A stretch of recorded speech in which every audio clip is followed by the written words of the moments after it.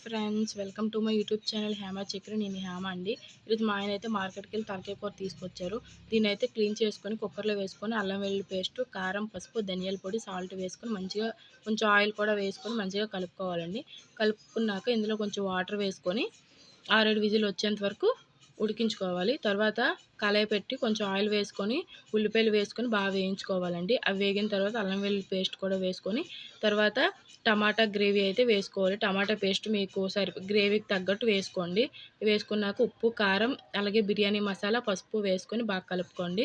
కలుపుకున్నాక ఆల్రెడీ ఉడికించి పెట్టుకున్న మా తలకాయ కూరను అయితే ఇందులో వేసుకోండి. ఈ వాటర్ అయితే దీనికి సరిపోతుంది. ఇంకో వాటర్ కూడా వేయాల్సిన అవసరం లేదు.